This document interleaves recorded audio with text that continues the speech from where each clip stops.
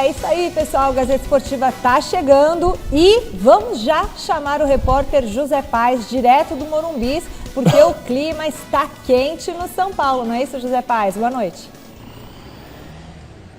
Fervendo, Michele. Boa noite para você, boa noite para todo mundo que está acompanhando o Gazeta Esportiva. Tem jogo importante daqui a pouquinho aqui no estádio do Morumbis, quarta rodada do Campeonato Paulista.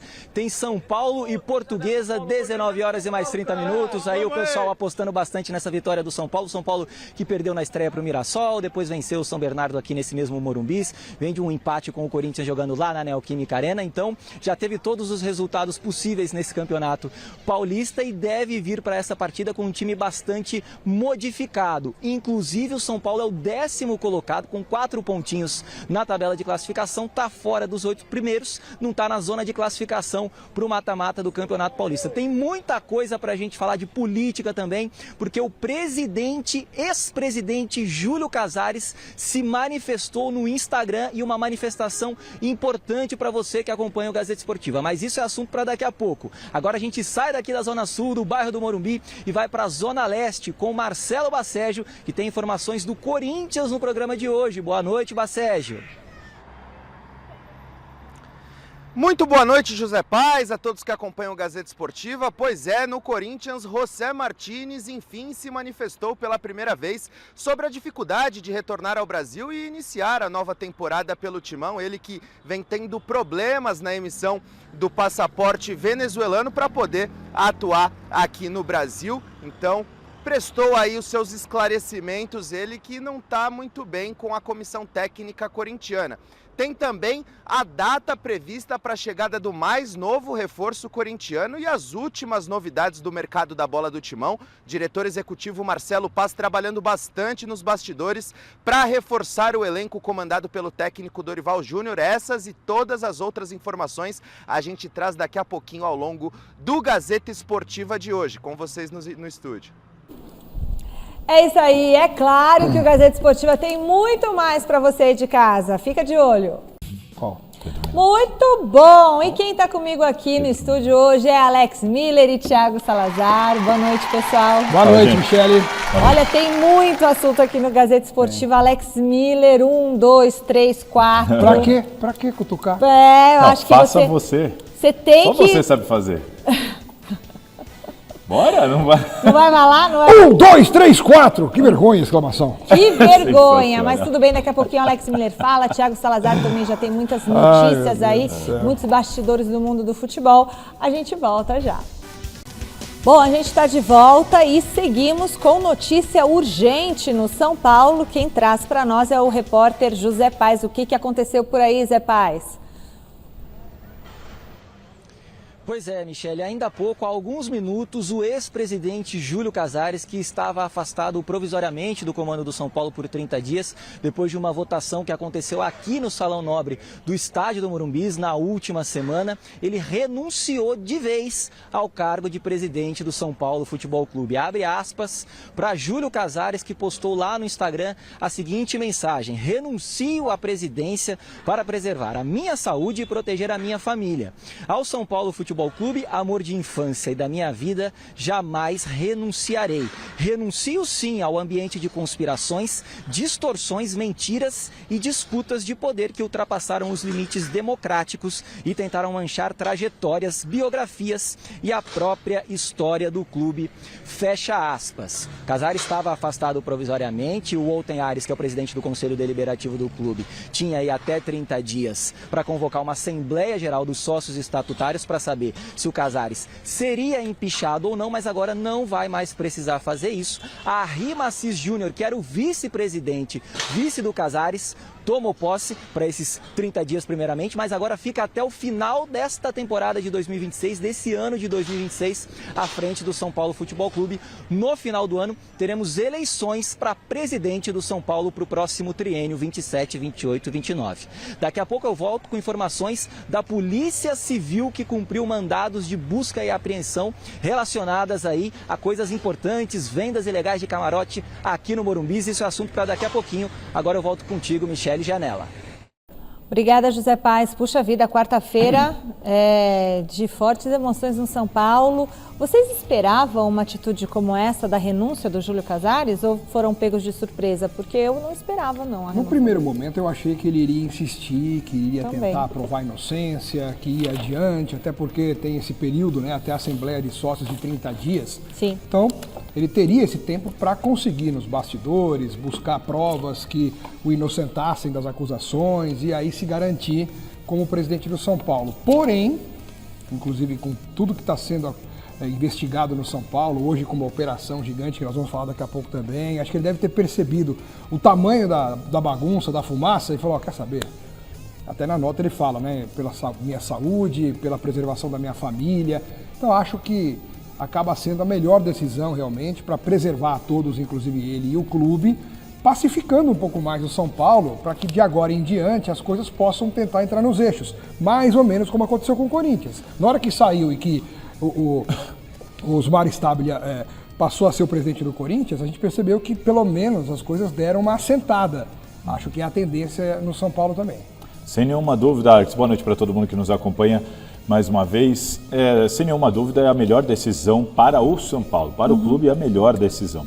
Para a reputação, para a imagem do Júlio Casares, claro que não pega bem, mas nesse quesito pessoal, como ele citou, também não tenho nenhuma dúvida que um afastamento de tudo isso vai fazer bem para ele, para a família dele, para a saúde dele e para ele poder se defender ali no CPF, na pessoa física.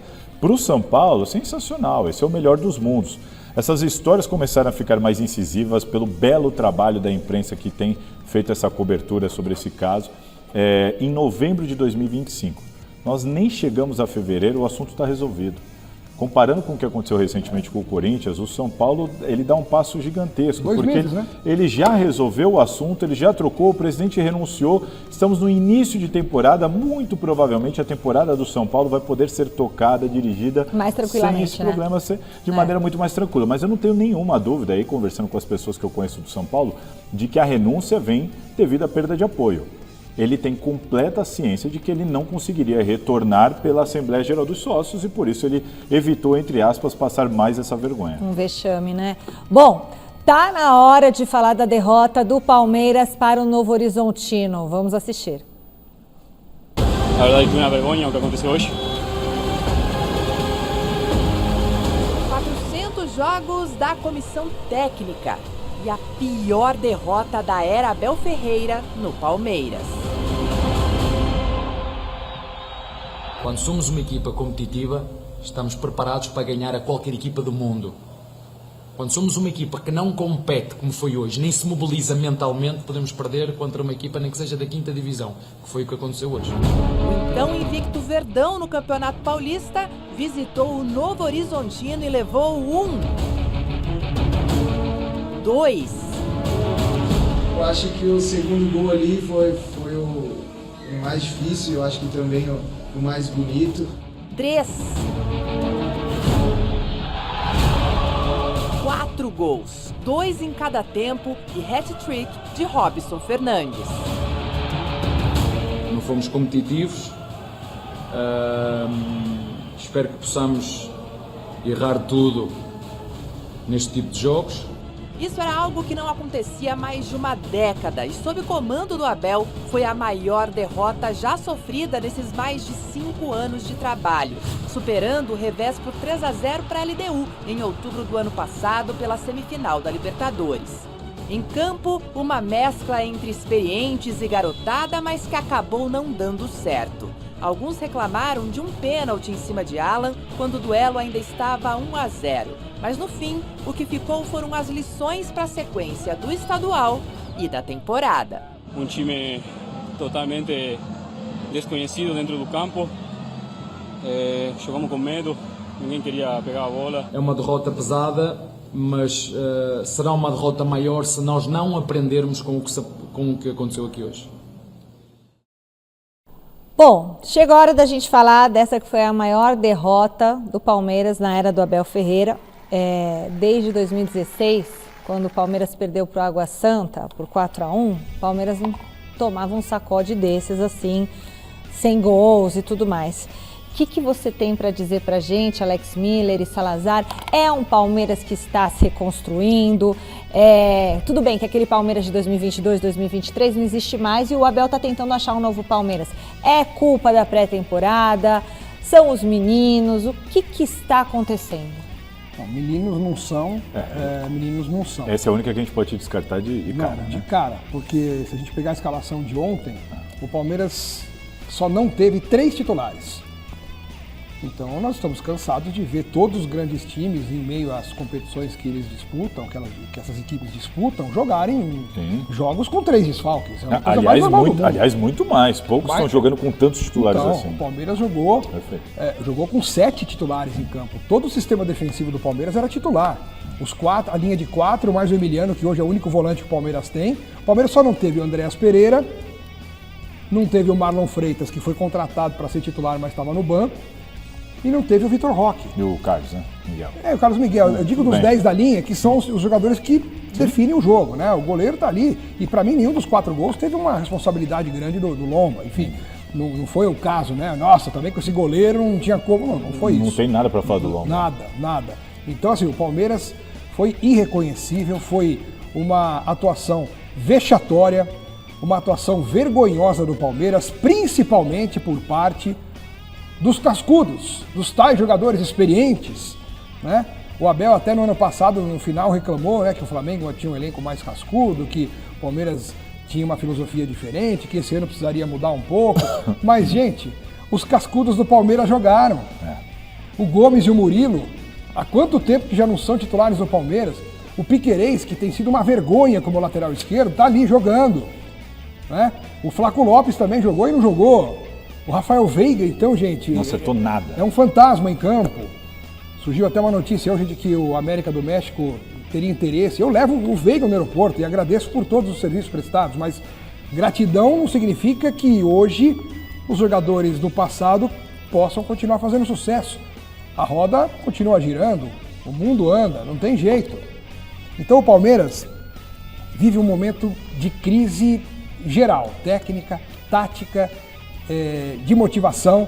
O Abel Ferreira, ele não é nenhum gênio da tática, ele não é nenhum estrategista maravilhoso, mas o que o Abel sempre teve de ponto forte e diferencial em relação à maioria? A parte mental, a parte de motivar os jogadores. Ele até comentou de isso, extrair né? de cada um aquilo que o jogador tem de melhor e às vezes descobrindo coisas a mais, virtudes a mais que nem o próprio jogador sabia.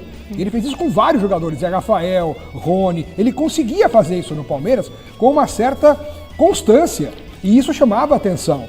Hoje, a impressão que passa é que qualquer coisa que ele fale não provoca mais o mínimo impacto, principalmente nos mais experientes que já estão acostumados com ele. Então, é um momento difícil, delicado, não estou dizendo que é uma terra arrasada, mas é uma situação grave que o Palmeiras vive e com perspectiva duvidosa. O Alex resumiu muito bem tudo o que aconteceu, a situação do Palmeiras é essa. O que tem que ficar claro nós temos uma pressão muito grande em cima do Palmeiras e principalmente em cima do Abel Ferreira agora, que obviamente não diz respeito só a esse período de 2026. Muitos torcedores podem estar assistindo a gente pensando, mas peraí, 4º jogo do ano, vocês já estão pegando no pé do cara, mas não. O palmeirense ele está ressentido porque ele vem de uma temporada de muitas decepções. E aí toma 4-0 do Novo Horizontino, que é um resultado que a gente não pode normalizar, assim como eu falei quando o Corinthians tomou 3-0 do Red Bull Bragantino. Isso aqui do meu lado. Mesmo em início de temporada, mesmo com tudo isso, não dá para normalizar tomar 4-0 do Novo Horizontino. E sabe o que me chamou mais atenção, e tem tudo a ver com o que o Alex falou sobre esse papel do Abel diante do elenco? O Palmeiras sempre se caracterizou, pelo menos nessa era Abel, pela competição. Podia muitas vezes não jogar bonito, nada disso, mas o Palmeiras sempre conseguiu competir. Quantas e quantas vezes a gente não viu o Palmeiras tomar 2-0 e empatar, e virar, e tomar 3 e empatar, e virar. Então, sem reação, o Palmeiras era o time que não desistia, o time tal da noite mágica, do Abel, que conseguiu a virada, é incrível. O que me chamou mais atenção na derrota de ontem, a maneira como os jogadores entregaram o jogo no meio da partida. E o Novo Horizontino mereceu, hein? Opa! Claro que mereceu. O Novo Não Horizontino é que fez o a parte Palmeiras jogou, dele. não. Agora, a atitude anímica dos jogadores em campo durante o jogo, com um placar ainda ali acessível, que daria E para o buscar... lance polêmico, o pênalti? Pênalti, claro que teve foi um pênalti. lance. Vamos mostrar? A gente tem essa imagem? O jogo estava 1 Eu a acho que é 0. indiscutível. Não, o jogo Não é tava possível 1 que a alguém 0. ache que Não não dá. foi pênalti. Tava 1 a 0 pro Novo Horizontino. Foi nesse lance aí, ó. Aí, ó. O Alan tomou uma gravata, na verdade. Pênalti. Né? Tomou uma gravata, ó. Pode ver aí no lance, ó. E ele foi puxado pelo pescoço para trás, caiu. O árbitro não marcar na hora, você até releva, porque tinha muita gente na frente. E de uma ignorância do marcador, que eu não sei ali o nome de quem é, mas assim, eu acho que o Alan não teria condições de alcançar a bola. Não, mas o cara a bola fez o passaria, né? E Mas pênalti. o Adriano de Assis Miranda, que era o VAR, ele teria que dar alguma explicação, sabe? Ele teria que. Alguém tem que cobrar e explicar por que ele resolveu não chamar o árbitro, marcar o pênalti. Aliás, o VAR de ontem era o 4º árbitro naquela final do Paulista de 2018, quando o VAR não existia e ele fez existir. Quando ele de fora deu uma notícia pro árbitro em campo que não tinha sido pênalti no Dudu. Foi o 4º árbitro daquele jogo que foi o VAR de ontem. É só uma coincidência. Calma. Mas me diga uma coisa, o árbitro na posição que ele tá também, me pega muito esse negócio do árbitro também ficar refém do VAR. Sim. Na posição que está Poderia ter o árbitro, marcado. Tava de frente assim, pro lance. como tava. que não marca um lance desse? Pois Ele é. tá bem posicionado, de frente pro lance, é tão perceptível, o braço lá em cima, lá no pescoço. Sim, tudo bem, eu concordo, o VAR deveria ter atuado, mas o árbitro não pode ficar refém do VAR. O árbitro é o árbitro de campo, ele é treinado para olhar Sim. esse lance e enxergar o pênalti. Mas o árbitro tem um erro aí, peso 7, e o VAR tem peso 10. Concordo. Assim, Não, você tá na TV. Pô, cara, na TV, com replay, com vários ângulos. Oh, espera aí um pouquinho que eu tô vendo aqui. Pá, puxa daqui, puxa dali. E eu sou dessa linha de que quem toma de 4-0 não pode não ter o que reclamar. Não. Mas... Realmente, ia ficar, Nossa, poderia pênalti, ficar 1 a 1. enfim, poderia perder o pênalti, tem tudo isso. Poderia tudo. Mas que um pênalti com um resultado de 1-0 poderia modificar completamente a história do jogo. Os outros 3 gols poderiam não ter saído. Não seria tão feia a derrota, poderia mudar gente. completamente a Ou história. poderia nem ter perdido. Você faz 1 a 1 ali, sim, muda o jogo. Já pode mudar a estrutura do jogo. Mas o Abel falou que achou que ele e a equipe não se prepararam mentalmente para esse jogo. Ele Na comentou verdade, ele isso. jogou tudo na conta dos jogadores. Eu também senti isso. Ele não foi legal com o seu grupo e isso é um risco muito grande que ele corre de poder perder, inclusive, esses jogadores. Porque na hora que ganha, aí eu ganho junto, né? Mas só fez isso porque vai é falar o isso Abel no daqui a Palmeiras. pouco. Se ele tivesse num clube novo ali, provavelmente não faria, né? Daqui a Ele pouco a sabe gente que tem vai respaldo, né? comentar sobre isso. E eu vou trazer para vocês os palmeirenses. Os palmeirenses antigamente ficavam muito acostumados a ter uma goleada por ano. Agora voltou esse gostinho, por isso que o Alex está tão nervosinho. Bora para a nossa enquete do dia. Abel Ferreira é o principal responsável pelo resultado de ontem? Sim ou não? Para você É. Para Não, você, Salazar? Não, pra mim são os jogadores. Então, você que está em casa vai falar se o Abel é ou não o principal responsável, entrando no site gazetesportiva.com e dando o seu voto. Agora, depois dessa goleada do Novo Horizontino, os muros do estádio do Palmeiras amanheceram pichados. No Allianz Parque, os alvos foram o treinador Abel Ferreira, a presidente Leila Pereira, a diretoria em geral e os atletas, os jogadores. De acordo com o Verdão, alguns dos indivíduos que realizaram o ato foram detidos pela PM. O Palmeiras já está em contato com a Polícia Civil para a identificação plena de todos os envolvidos e planeja realizar um boletim de ocorrência. Que situação, né, gente? Pelo menos a polícia pegou alguns dos envolvidos aí nessa pichação. Isso já é uma tradição no Palmeiras. Não, é a tradição do futebol brasileiro, nada mais normal. É a maneira que o torcedor tem ali de expressar, se manifestar. Não, mas é crime pichar. Não estou dizendo que está correto. Claro, é crime de vandalismo. Eu estou dizendo que é como disse aqui o Alex, uma tradição aqui. É muito comum, é sempre no mesmo Ali, espaço. ele já tem umas 2 latas de tinta guardadas na portaria, porque eles sabem que depois de uma derrota cachapante... Olha lá, a polícia chegou, tá vendo? E eles saem correndo e entram numa outra rua. E repito, isso não está acontecendo porque o Palmeiras tomou uma goleada assim, depois no início de temporada. Está acontecendo porque a torcida do Palmeiras, ela vem com o peso da temporada anterior, que doeu, foi pesada para o palmeirense. 3 vice-campeonatos, 2 vezes eliminado para o Corinthians, uma numa final, né, para uma perda de título e uma eliminação.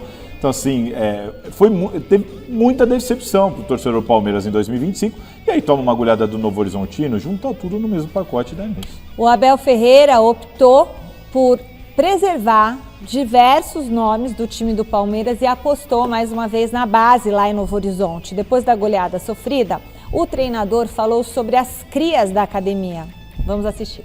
Vamos apostar nos jovens, vamos olhar os jovens, vamos metê-los à prova e nós hoje vimos golos que não podemos sofrer. A responsabilidade de representar o Palmeiras, a equipa do Palmeiras é enorme. O que ele falou? A responsabilidade De representar o Palmeiras é o enorme. time do Mas Palmeiras mesmo, de dirigir o Palmeiras também. Também, assim, tô com Mas vocês receio de acharam fazer que uma interpretação errada do que ele quis dizer.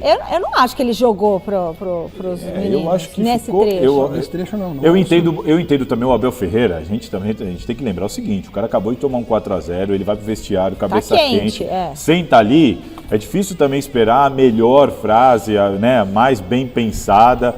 É dúbio, a frase dele é dúbia. Dá para entender que ele deu uma cutucada nos jovens, como também dá para entender que não, que ele está falando ali para todo mundo, que é de fato enorme a responsabilidade de representar o Palmeiras, mas ele diz que vai continuar apostando nos jovens. O jogo contra o Santos, do banco de reservas inteiro, metade era cria oriunda da academia de futebol, né, revelado pelo Palmeiras. Então, assim, é uma prática comum, acho que ele está correto nessa prática. A questão talvez seja o critério para utilizar estes jovens, e aí eu quero entrar no assunto do Luiz com o Alex aqui. Porque não é porque é jovem que ele tem que usar ou não tem que usar. Ele tem, jovem ou não, jogador de qualidade num time do tamanho do Palmeiras é que tem que prevalecer, é que tem que ter a preferência.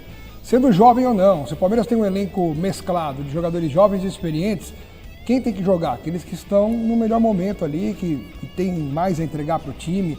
Só que tem jovem no Palmeiras hoje que já tem futebol de velho, que já tem futebol que não rende.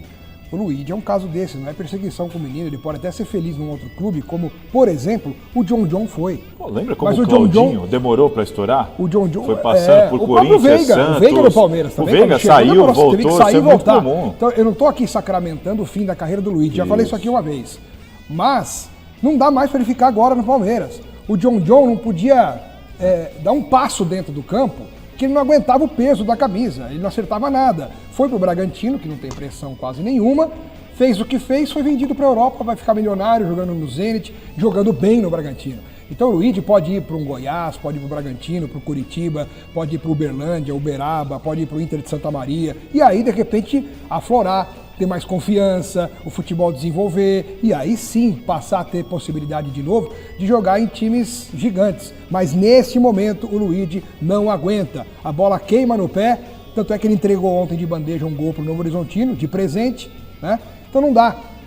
E ao passo que tem jovens que mostram talento e que o Abel também não dá chance, como foi o caso do Gilberto. Hoje o Palmeiras tem 2 laterais direitos, quando joga um a gente fica com saudade do outro, aí o outro joga a gente fica com saudade do um. Já e Kelvin não prestam para jogar no Palmeiras. E o Gilberto está arrebentando no Atlético Paranaense, sendo elogiado todo jogo, dando assistência. Só tem uma questão para mim, o Luigi, por exemplo, a gente não sabe qual vai ser a sequência da temporada, mas se tem algum momento para você dar uma oportunidade de enxergar e perceber se o menino vai dar uma resposta ou não, concorda comigo que agora, nas primeiras rodadas do Paulistão... Mas se tirar ele agora, aí vai queimar de vez. Não, mas já faz 2 anos que ele tem chance. Se tirar agora, provavelmente tem que negociar. Ele não foi lançado agora. Faz 2 anos que ele tem chance. E não mas a hora de dar uma oportunidade pro garoto é essa, concorda? A melhor coisa que ele fez foi chorar no Paraguai, quando jogou a Libertadores Sub-20. A coisa mais legal que ele fez. Calma, Alex, calma que tem outras goleadas para você relembrar, que depois eu vou relembrar com você algumas goleadas do Palmeiras. Só rapidinho, Alex Miller, eu vou pro portal, mas eu quero lembrar pra você. 2010. Pra que ficar lembrando? 4-1 para o São Caetano. 4-1 não vale, sabe? Porque a diferença de gol ontem foi de 4 gols. Então 4-1 não é igual, é pior ontem. A goleada de 4 gols de diferença que o Palmeiras tomou pela última vez foi em outubro de 2015. Contra a Chapecoense. Isso. Fazia 10 anos e meio que o Palmeiras não tomava de 4 de diferença. Mas a Michele tá certa, né? O Palmeiras tinha uma frequência de goleadas que fazia 10 anos que não tinha uma tomada dessa. Quando acontece, a gente fica, pô, que estranho, né? Depois a gente vai retomar essas goleadas para Alex Miller ficar animadinho. Tem mais a favor, tem muitas a favor. O volante Martínez finalmente se pronunciou sobre não ter voltado aos trabalhos no Corinthians. E quem traz a versão do jogador é o repórter Marcelo Bazeggio. Boa noite, Marcelo. Qual que é a justificativa dele, hein? Boa noite, Michele. Boa noite a todos que acompanham o Gazeta Esportiva. Pois é, o Martínez Tá complicada a situação do venezuelano, ele não consegue retornar ao Brasil. Dessa vez ele enfim se manifestou oficialmente por meio de uma nota, alegando que por causa da ruptura do governo com a captura de Nicolás Maduro, diversos serviços que dependem de órgãos públicos paralisaram. E a emissão do seu passaporte é um desses serviços. Então, por causa desse atraso na emissão do seu novo passaporte, Martínez não tem conseguido retornar ao Brasil. Na nota, ele também alega que vem mantendo contatos frequentes com a diretoria e comissão técnica, mas essa informação contradiz a informação que a reportagem da TV Gazeta apurou. De acordo com as nossas informações, tem muita gente dentro do Corinthians insatisfeita com a postura do Martínez, que muitas vezes deixa de responder às mensagens que são enviadas por diretoria e comissão técnica. Pelo menos por enquanto, não há previsão de retorno do Martínez ao Brasil para que ele, enfim, possa iniciar a temporada ao lado dos demais companheiros. E tem reforço chegando. O Corinthians anunciou há pouco a chegada de Pedro Milans, o uruguaio que estava no Peñarol, assinou contrato até o fim de 2029 e chega para disputar posição com Mateuzinho na lateral direita. Além de Pedro Milans, Caio César está muito próximo de vestir a camisa do Corinthians. Ele, inclusive, era aguardado ontem, mas deverá chegar apenas na próxima segunda-feira, vindo da Arábia Saudita. Daqui a pouco eu volto com mais informações de mercado do Corinthians, amigos. Bom, Salazar, vamos começar por você falando do Martínez. É o quarto atraso dele em reapresentações, não é isso, Salazar? É isso, o Martínez deu a explicação agora porque ficou insustentável. Porque até então ele estava lá, de férias, tranquilo, respondia quando queria. Essa informação que ele coloca na nota oficial, como bem disse ali o Marcelo Basségio, a nossa informação é completamente diferente. E para darmos aqui essa informação, nós ouvimos pessoas da diretoria e pessoas da comissão técnica. Será que está todo mundo mentindo nessa história? Porque as pessoas da diretoria e da comissão técnica com as quais a gente conversou deixaram muito claro que o Martínez não respondeu algumas mensagens ou demorou para responder outras mensagens. O técnico Dorival Júnior, por exemplo, chegou a ser ignorado pelo José Martínez. E essa história do passaporte, repito, ele é um jogador de futebol, ele tem assessor, ele tem empresário, ele tem todo um staff à disposição que cuida disso para... Isso acontece com o Martínez e com qualquer jogador da elite do futebol brasileiro, por exemplo. E assim, ninguém cuidou, ninguém se atentou. O Ferrarese é venezuelano e voltou. O Soteldo é venezuelano e voltou. O Savarino é venezuelano e voltou. Só o Martínez não se atentou, não conseguiu e teve problema lá com os órgãos federais da Venezuela. E assim, e como que ele explica as outras 3 oportunidades, como nós revelamos aqui na Gazeta Esportiva, as outras 3 oportunidades, inclusive a última, que teve a mesma situação de ausência de resposta, de não entendimento... Era filho, não era filho, eu tive um problema com o passaporte do meu filho, eu não posso abandonar e tal. Então, assim, de novo, assim, para mim, não cabe, é uma desculpa para mim rasa, superficial, tenho dúvidas se ela é sincera também, tenho dúvidas sobre isso. E convenhamos, não é o Sócrates, não é o Marcelinho Carioca, não é o Rivelino. Eu entendo que a diretoria do Corinthians deveria adotar uma postura mais firme e eu sou da opinião que o Corinthians deveria negociar o Martínez, porque para mim o Martínez falta com respeito com a camisa e com a instituição, com o Corinthians e com a sua torcida. O problema é que é um jogador que deveria ser negociado. E isso é uma constante, né? Esse é o problema. É a quarta vez. Né? Quarta vez. Quarto atraso vez. em Então, reapresentações. Gente, que comprometimento que ele tem com o clube. Né? E não é um dia, né? Ele atrasa. Que profissional. Está atrasando até agora. Não se sabe quando ele chega. Você não, o já clube pegou agora, avião. O clube agora deu uma expectativa de vamos ver se até sexta ele chega. Então, vamos ver. É isso. Aí tem até a informação lá que ele, conversando com alguns repórteres, que o Dorival Júnior manda mensagem para ele e não responde mais nem o técnico. Eu acabei de comentar aqui. Então, cara, que grau de comprometimento ele tem com o Corinthians? E é uma pena, porque quando ele está em campo, ele é importante para o time, né? Ele joga bem, ele é um jogador útil, é um cara que se entrega em campo, mas aí o comportamento faz parte do pacote do profissional, aí também não dá. Bom, a gente faz uma rápida pausa no assunto de campo para o Salazar contar o que aconteceu nos bastidores do Corinthians, Salazar. E agora? O que aconteceu? Agora? Bora. Você quer saber sobre André Sanches? Vamos lá, então. A situação é o seguinte, a Comissão de Justiça que está apurando os cartões corporativos do André Sanches, claro que vai ter do Dudu Monteiro Alves, Augusto Melo, mas que finalizou agora a história do André Sanches, enviou o parecer final para o Conselho Deliberativo. E no parecer da Comissão de Justiça, ela sugere que o André Sanches faça um ressarcimento de valores ao clube. Ponto. O Romeu Tomás Júnior está com esse parecer, só que ele é obrigado a encaminhar para a Comissão de Ética. Agora vem um fato importante. É o parecer, a sugestão da Comissão de Ética, que vai ser votada no Conselho Deliberativo. E a Comissão de Ética tem alguns caminhos. Quais são? Absolver, suspender, advertir ou a sugestão de expulsão do André Sanches. O André Sanches hoje corre o risco, pela primeira vez, de ser expulso do Corinthians. Mas você acha que é um risco plausível? Você acha que é uma coisa que pode acontecer? Pode. Ou é só um item que faz parte do negócio, mas que não é a tendência? É uma possibilidade real. Real? Uma possibilidade real. Não é só porque está escrito lá. Não. É, de fato, uma possibilidade real. Essa é a grande novidade. E assim, após esse parecer da Comissão de Ética, que ainda sequer recebeu o documento, são os conselheiros, os 300, eles que vão votar e decidir o futuro do André Sanches. Ai, gente, saiu a escalação do São Paulo e a gente segue para o Morumbi para falar com o José Paes. José Paes, quais são os jogadores escolhidos pelo Crespo? São Paulo definido, escalado, isso mesmo, Michele, para pegar a Portuguesa daqui a pouquinho aqui no estádio do Morumbi, às 19h30, tela na tela para vocês acompanharem aí comigo. Um time bastante modificado, com Rafael no gol, Cédric Soares na lateral direita, no miolo de zaga o Dória com o Rafael Tolói, depois de 11 anos essa dupla então entre os titulares do São Paulo.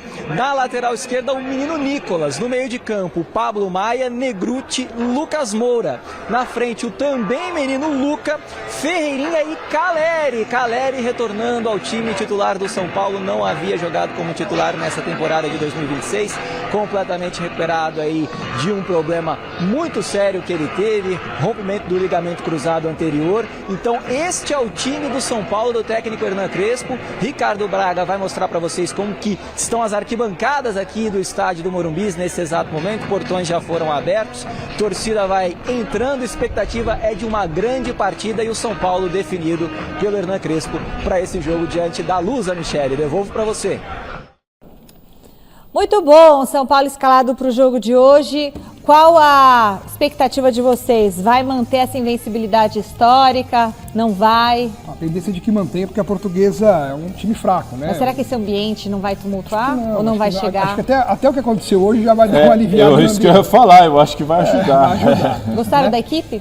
Não, eu particularmente acho que o São Paulo tem, olha, pode ter mais dificuldade do que a gente imagina com um time desse. E eu entendo a escalação ser essa, eu entendo completamente, a gente estava comentando isso aqui no momento do Palmeiras, natural, normal, os clubes estão fazendo uma pré-temporada, jogando o Campeonato Paulista simultaneamente, mas principalmente as duas laterais me incomodam bastante. Vamos ver, né? Principalmente o esquerdo, que é o menino, vamos ver como é que ele vai se desenvolver. O Cédric a gente já sabe que é ruim, mas o Nicolas, vamos ver, o Negrutti também ganha uma oportunidade no meio para tentar mostrar o seu valor. Expectativa também, uma curiosidade até para ver como é que a dupla de zaga vai se portar, uma dupla de zaga experiente, que já jogou junto no São Paulo há muito tempo, que volta a fazer dupla. O Caleri tem que ganhar ritmo de jogo, porque acabou de retornar de um período, né, muito grande de inatividade por conta da lesão. Pablo Maia terminou mal. Pablo Maia, que quando surgiu na carreira eu achava que era só jogador de seleção brasileira e hoje a gente contesta a titularidade dele. Vamos ver, o São Paulo é um time cheio de incógnitas, mas a incógnita não é certeza de fracasso. Incógnita o nome já diz, então pode ser também que dê certo, vamos esperar. Hoje à noite, 9h30, no Maracanã, tem o clássico das multidões, Flamengo e Vasco. Flamengo que está numa péssima fase, vai encarar um Vasco todo com o time titular. Claro, exceto a estrela Ryan, que está negociando com a Inglaterra. Mas o Flamengo tem uma curiosidade. O presidente, o BAP, mandou voltar todo o elenco titular para encarar o Vasco, porque ele não quer ter que jogar 6 datas, né? Ele quer jogar 4, então precisa ganhar do Vasco. E tem o objetivo de reverter com esse jogo de hoje o início ruim na competição. O que vocês esperam desse jogão de hoje no Campeonato Carioca? Vamos ver como é que os jogadores titulares do Flamengo voltam, porque será a estreia deles na temporada, né? Em que condição eles estão? Eu acho que esse é o ponto para mim também. Tem que voltar e já dar resultado. Olha, hein, gente? eu gosto da ideia, acho que é natural. Entendo que o Flamengo demorou, perdeu a mão, não imaginava que tivesse essa necessidade num momento como esse. Claramente montaram um planejamento sem imaginar que agora ia precisar. Opa, peraí, para tudo, vamos rever aqui o planejamento, chama a cavalaria e bota para jogar. Claramente não era essa a ideia do Flamengo. A coisa perdeu o controle, saiu do controle. Derrotas, né? Um ponto só, em 3 jogos. E o Flamengo é o lanterna, então o Flamengo corre risco ainda de ter que disputar um torneio à parte para não cair. Para não cair. Cair não vai cair, mas você aumentaria datas e tudo mais. 6 jogos, em vez de jogar 4, vai ter que jogar 6, e aí vai desgastar mais o elenco. Então para isso, tem que começar a ganhar. Para ganhar do Vasco, não dá com o time sub-20, que era o time da Copinha, que não veio disputar a Copinha por conta do Campeonato Carioca, para justamente dar a folga para os titulares fazerem uma pré-temporada. Vendo? Olha só, o Flamengo está perdendo. Aí o Palmeiras perdeu. Não, mas Michele, não queira comparar. Colocou o time sub-20, não tem o Flamengo. Não é Flamengo, é o time sub-20. Vamos ver hoje o Flamengo titular, como que vai ser. Eu queria ver o sub-20 do Palmeiras jogando o Paulistão, perdendo, eu não ia falar nada. Ia fazer igual o Flamengo fez. Exato. Para de usar o sub-20 Chama o titular. E bota a cavalaria, como a gente fala, né? Mas eu gostei. Eu acho que a atitude da diretoria do Flamengo está 100% correta. Eu também acho, ainda mais contra o Vasco, que é o rival. O Vasco já vem jogando com os titulares. Já. Então, certamente, o Vasco ganharia do Flamengo sub-20. Com os titulares do Flamengo, a chance é menor disso acontecer. Também não dá para falar que o Flamengo é super favorito, porque vai ser o jogo... não vai tem, mostrar se eles já desenferrujaram os caras vão estar estreando, não dá para saber nada, mas entendo que a diretoria fez correto. Eu também acho.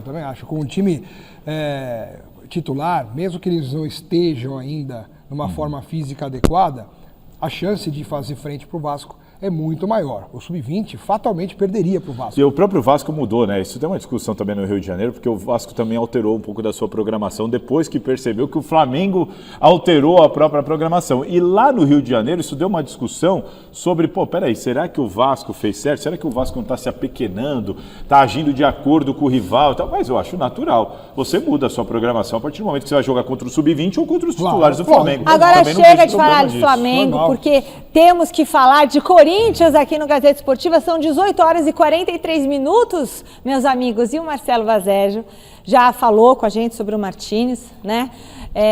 Vai trazer agora mais notícias sobre... Parece que o volante, o Martínez, ele alegou algumas questões, né, sobre esse início das faltas do ano, né, Vazégio? Mas você também tem outros temas para trazer para nós. Parece que tem contratação nova no Corinthians. É isso, Michele. Mercado do Corinthians bastante agitado. O diretor executivo de futebol, Marcelo Paz, trabalhando bastante para reforçar o elenco comandado pelo técnico Dorival Júnior. E a bola da vez é o Júnior Santos, atacante de lado, um atacante que se enquadra no perfil pedido por Dorival Júnior para a temporada de 2026. Ele se destacou com a camisa do Botafogo, se sagrou campeão da Libertadores pelo clube, foi adquirido pelo Atlético Mineiro por cerca de 48 milhões de reais, foi um grande investimento do Galo, mas em Belo Horizonte ele não teve o mesmo sucesso, não conseguiu corresponder às expectativas e agora o Corinthians tenta um empréstimo até o final do ano. Essa tem sido a alternativa do clube para reforçar o elenco, já que não conta com um grande orçamento para investir em reforços. Falamos de um jogador que pode chegar, agora vamos falar de um atleta que está de saída. O Diego Palacios, que estava emprestado ao futebol ucraniano, rescindiu o seu contrato com o clube da Ucrânia e o Corinthians repassou o jogador para a Universidade Católica do Equador. Repassando o jogador para a Universidade Católica, o Corinthians vai economizar cerca de 2 milhões e 600 mil reais com salários, porque ampliou a cessão do atleta por mais 6 meses, então é uma economia considerável para os cofres alvinegros. Devolvo para vocês aí no estúdio, pessoal. Bom, beleza. E também o Caio César. Bom, o Caio César tá apalavrado ali no Corinthians, então tem alguns apalavrados, né? Como o lateral direito uruguaio, o Pedro Milans, o Caio César. Não, o Pedro Milans foi anunciado. Já foi anunciado. Fechou, acabou já. de ser anunciado. Fechou. Não sei se vai dar tempo da gente mostrar, mas ele já acabou de ser anunciado, porque como eu disse ontem aqui, estava esperando só a emissão do CPF dele. E Agora, do Martínez, ele tem essa justificativa e tudo mais. Júnior Santos, 31 anos, atacante, viria apenas com o Corinthians pagando os salários, né, por empréstimo de 1 ano. É um bom nome? Tá lá no Atlético, foi artilheiro, né, da Libertadores em 2024. É um grande ponto de interrogação, Michele. Por quê? O Corinthians tentou trazer o Júnior Santos lá atrás, não deu certo, ele foi para o Botafogo. Protagonista no título da Libertadores do Botafogo, foi para o Galo e aí vem a grande questão. No Galo, ele não conseguiu desenvolver. São 2 gols e 1 assistência em uma temporada, porque ele teve uma lesão muito grave, pegou pubis, coxa, passou por uma cirurgia e não entra em campo desde setembro. Desde setembro ele não joga uma partida de futebol. Outra incógnita, hein? Então, exatamente, é uma enorme incógnita. Foi muito bem em 2024 e em 2025 a gente tem essa dúvida porque ele teve um problema de saúde muito grave. Qual é o Júnior Santos que viria para o Corinthians? A gente não sabe. O Corinthians quer uma negociação sem custos, assumindo o salário do jogador. Então, o Galo está negociando, está tentando entender, porque o Galo investiu pesado. Com preferência na compra, caso dê certo, com referência né, na compra e tudo mais. Isso está sendo negociado, não há nenhuma certeza de nada por enquanto, as negociações acabaram de começar, mas eu tenho muitas dúvidas se pode ser uma boa, Alex. Eu tenho dúvidas também, ele ficaria mais ou menos no patamar do Tiquinho Soares, né? Os dois apareceram juntos no Botafogo, fizeram sucesso lá, quando tentaram ir para um outro clube não aconteceu absolutamente nada, né? O Tiquinho no Santos foi um fracasso até agora, e o Júnior Santos também em 2025, por conta de lesões, enfim, o Tiquinho também se machucou, ele não conseguiu jogar. Vamos ver. Quem que é mais útil? O Caio César, atacante, ou o Júnior Santos, são estilos atacante? diferentes, né? Muita dúvida. Mas o Caio César era mais novo, aliás, né? o Caio César, ele tinha mais veloz, né? O Caio César tinha viagem marcada para ontem para vir para o Brasil. Por que ele não veio? Porque o Al Hilal teve um problema lá com as suas escalações, com o seu elenco, por causa de lesões e tudo mais. E o Al Hilal solicitou ao Corinthians para o Caio César jogar os 2 próximos jogos, ou pelo menos ficar à disposição do Inzaghi, o técnico do Al Hilal, e na sequência viajar para vir para o Brasil. O Corinthians topou, porque ele está vindo sem custos e tudo mais. O Corinthians topou e por isso que a viagem dele foi adiada. É outra incógnita. Agora, então assim, o Dorival Mas tem. são incógnitas que estão vindo sem custo. Sim, tudo bem. Aí vale. Aí Eu acho que vale, porque o duro é quando você vai lá quando você e paga gasta uma 50 milhões no jogador e chega aqui a incógnita que não dá certo ainda por Exatamente. cima. Então o Dorival tem já o zagueiro Gabriel Paulista, já tem o meio-campo Matheus Pereira, agora o Caio César praticamente apalavrado aí, tudo certo? Sim, o Pedro Milans foi anunciado agora, durante o programa, que foi anunciado oficialmente, lateral direito de 23 anos de idade, uruguaio, que jogava, estava no Peñarol jogando, participando, não era aquela coisa que está encostado, não, vinha jogando e vem para brigar com o Matheus. Parece que também o Dorival teve, o Pedro Raul foi reintegrado, que estava lá no Ceará. Tem a tentativa do Alisson, né? E o Alisson e aquele goleiro que deve chegar Ricardo, em março. Ele teve uma lesão no ombro, está tratando, quando ele se recuperar, provavelmente em março ele vem pro Coringão. Então aí, então os reforços estão chegando no Corinthians. Mas, para a alegria de Alex Miller, a gente volta a falar do Palmeiras por aqui e sobre a goleada sofrida pelo time do Abel Ferreira. Pois é, a Marina Buffon foi para as ruas de São Paulo para saber o que o povo está achando dessa derrota. Você se lembra do que aconteceu no Brasil e no mundo em 2015? O ano começou com o dólar abaixo dos R$3. A presidente do Brasil era Dilma Rousseff. No esporte, FIFAgate prendeu 7 ex-presidentes da FIFA, entre eles José Maria Marinho. Palmeiras venceu a sua 3ª Copa do Brasil, iniciando uma remontada que garantiu 14 títulos na última década.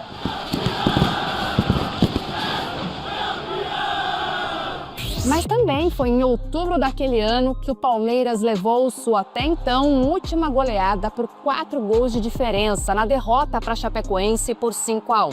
Abel Ferreira nem estava por aqui, treinava o time B do Braga. Mas ontem, diante do Novo Horizontino, tanto ele quanto o torcedor do Palmeiras relembraram o gosto da goleada. 1, 2, 3, 4. Pra ficar maneiro eu jogo o clima lá no alto. O senhor viu que ontem o Palmeiras, rival, perdeu por 4-0? Que beleza, fico feliz. Bonito, 4-0. Não fiquei,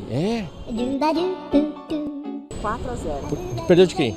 Novo Horizontino. Tá feia a coisa. Graças a Deus, fiquei muito feliz. Nos maus momentos é que nós vemos quem é quem. Então não acompanha futebol? Não. Tá certo a senhora, viu? Dá muito estresse. Foi uma derrapada pontual. Eu acho que é início de temporada, deve estar de boa. Acho que o Abel é um ótimo técnico. Obrigado por tudo mesmo. não acho que nem é o placar, sabe? Eu acho que é a teimosia do Abel que incomoda um pouco. Mas a preparação vou fazê-la a partir de agora. Muito obrigado. Tá pegando pesado, não é nada não. Daqui a pouco passa. A gente vai virar e ainda vai ganhar o Paulista. Eu acho ele um ótimo técnico, mas eu acho que a fase dele já deu. Eu acho que tá na hora dele ir embora. A torcida do Palmeiras não tem memória, né? Como a maioria da torcida do Brasil. É nos momentos difíceis, porque eles vão aparecer. Aí é que a gente precisa deles. Isso pro Abel é normal, ele tira de letra. O Palmeiras ganhar o Campeonato Paulista é obrigação. A gente já tá ficando para trás do Flamengo aí e o ano passado mostrou isso. Eu sou São Paulino, mas tenho que admitir, é de cedo para falar que é uma crise. Pensando no lado assim, né, para ir mais pro meu time, eu acho que é uma crise, né? Acho que tá na hora do Abel sair, aí os palmeirenses vão gostar, talvez. Acho que depois de 10 anos, 2026, falam que tá tudo começando, ciclo novo, então talvez a crise do Palmeiras venha aí. Quero só ver a hora que a tia Leila vai falar assim, estão mais calmos. Vai ser difícil ela conseguir falar isso em breve, hein?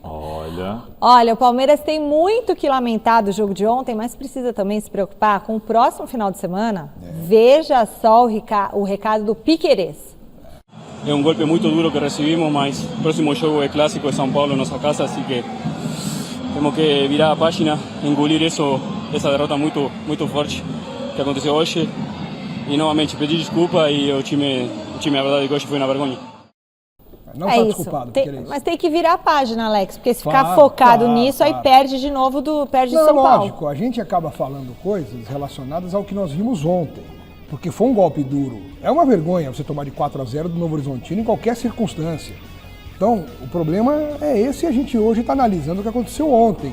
Evidente que se no sábado o Palmeiras vai e mete 3-0 no São Paulo, um exemplo aqui, Gênio, Abel Ferreira. Não é gênio, mas monstro. As coisas dão uma pacificada, as coisas dão uma amenizada. Estão é normal, mais calmos, faz né? parte do futebol. O resultado faz parte da consequência. Sendo bom é de um jeito, sendo ruim é de outro.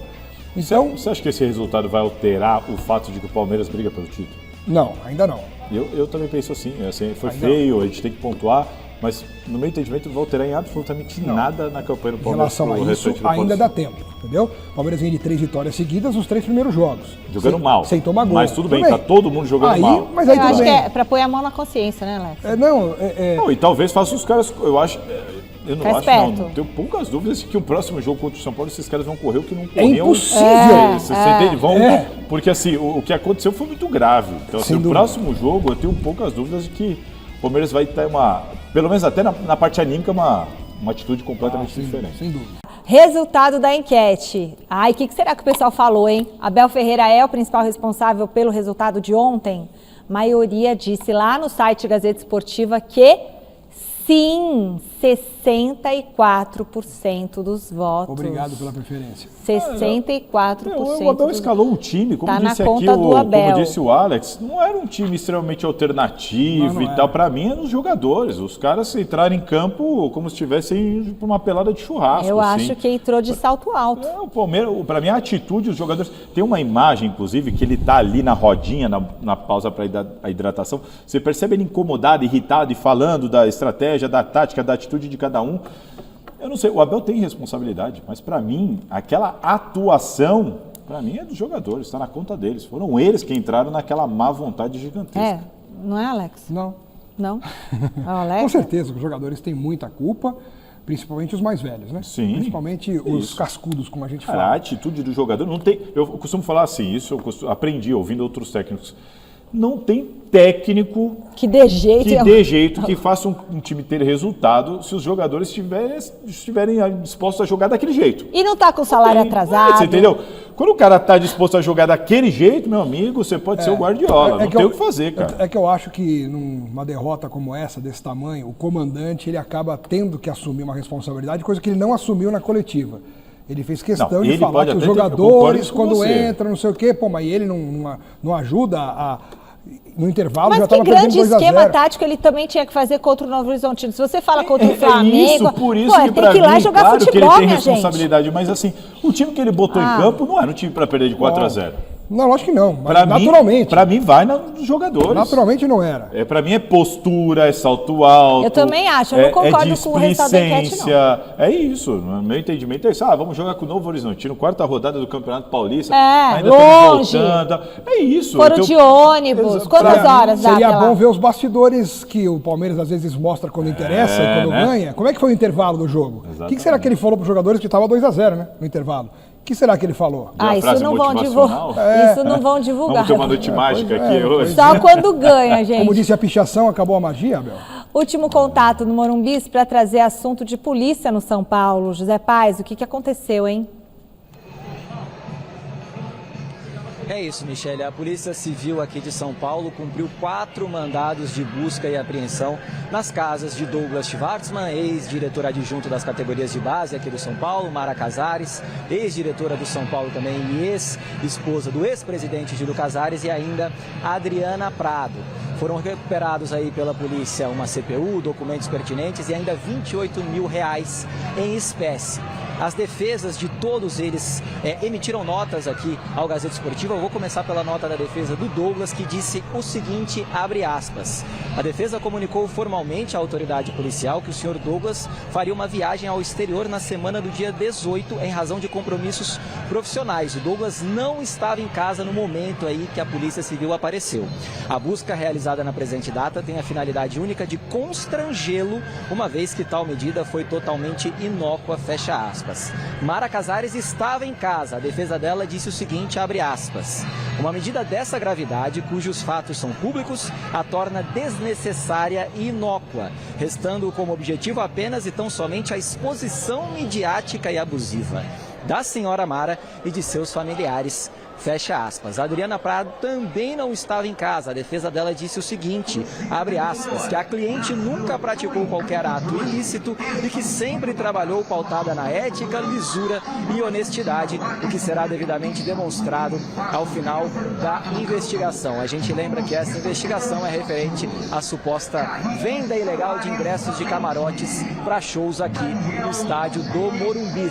O promotor de justiça que está envolvido nesse caso, o José Reinaldo Carneiro, deu uma entrevista e falou sobre esse assunto. Pode rodar. O esquema de arrecadação em prejuízo do São Paulo Futebol Clube abrange um período de tempo muito maior e muito mais pessoas do que inicialmente a gente supunha estarem envolvidas nesse esquema. Em resumo, o Morumbi, o estádio do Morumbi foi transformado numa gigantesca máquina de caça-níqueis.